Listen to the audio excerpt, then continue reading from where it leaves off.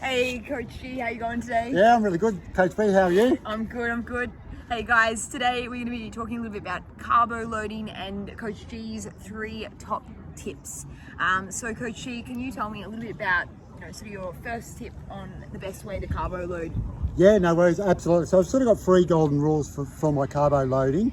And before I jump into that, I'll just quickly talk about when you should carbo load and what sort of events. So any event from a half marathon equivalent up, you should be looking to carbo load. It can be at least 2 days. I like sort of a 3-day carbo load because I always think you're better off doing a little bit more than a little bit less. Yes. And what kind of foods would you say is best for a half marathon distance? Yeah, absolutely. So for your carbo load, food-wise, tip number 1 for any of the distances from half up is replace your water with carbohydrate fluids. So what I'm saying there is don't stop drinking water, but what I'm saying is rather than having a glass of water, look to get some fluid into that with carbohydrates. For example, Gatorade, sports drink, Hydrolyte. This is the time when you might decide to have a soft drink. This week, what you do for your carbo loading isn't what your normal, typical healthy week would be. That's the other thing to emphasize outside of my 3 golden tips.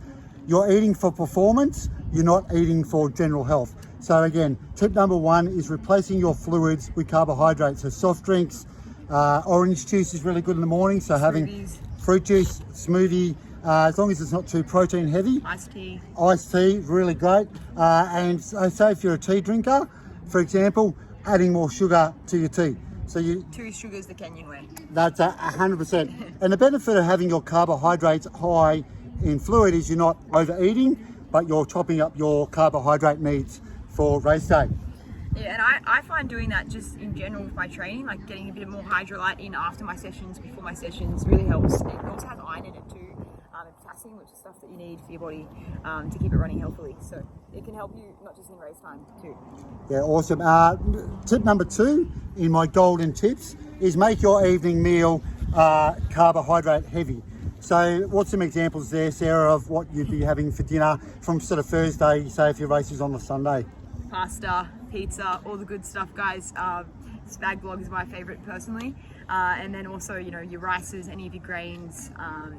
Try to avoid things like salads. Yeah, they're good for you, but you need those heavier foods that are sort of longer lasting and will help give you the energy that you need on the race day. Yeah, so think of your quads as like a bucket, and you're trying to fill that bucket with as much carbohydrate for race day.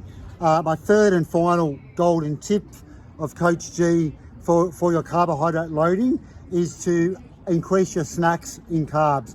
Now, my number 1 tip for that is fruit's really good because it's not heavy and you can obviously get a bit of it in without feeling heavy. That's the other big thing. So you're lighter carbohydrates. This is also where your snacks, so your Mars bar. This is the time to have a Mars bar. Have some ice cream after dinner because again, it's not going to fill you up, chocolate, but it's going to fill up your carbs without feeling like it's an eating competition.